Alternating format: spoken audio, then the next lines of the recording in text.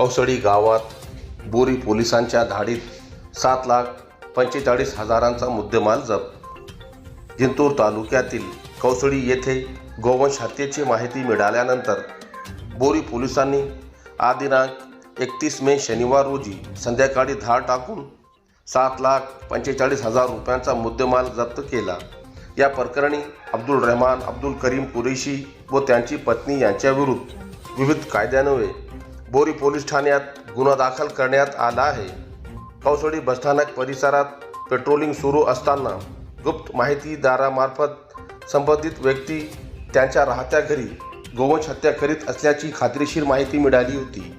त्यानंतर पोलीस पथकाने पंचाच्या उपस्थितीत संबंधित ठिकाणी छापा टाकला। या छाप्यात एक जिवंत गाय, एक जिवंत बैल, 11 बैलांचे कापलेले मुंडके, कातडी, शेपटे व खूर, गोवंश वाहतुकीसाठी वापरले जाणारे टाटा छोटा हत्ती वाहन तसेच 5 सुऱ्या व 2 गुऱ्हाडी असा एकूण 7,45,000 रुपयांचा मुद्देमाल आढळून आला। सर्व मुद्देमाल पंचनामा करून जप्त करण्यात आला। यावेळी संशयितांनी पोलिसांना पाहताच घटनास्थळावरून पळ काढल्याचे फिर्यादीत नमूद करण्यात आले आहे।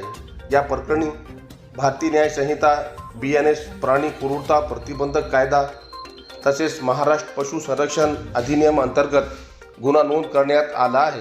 विशेष म्हणजे या प्रकरणातील मुख्य आरोपी अब्दुल रहमान कुरेशी यांच्यावर यापूर्वीही बैल चोरी प्रकरणात गुन्हा दाखल झालेला असून ते प्रकरण परभणी जिल्ह्यात चांगलेच गाजले होते।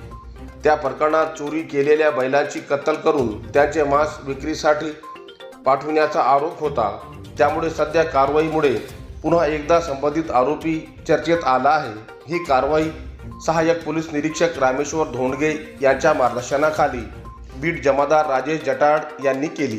कारवाईत head constable Siddharth Kokate, police शिपाई प्रकाश मोरे, संगसेन कांबळे आणि गजेंद्र धरणे यांनी सहभाग घेतला।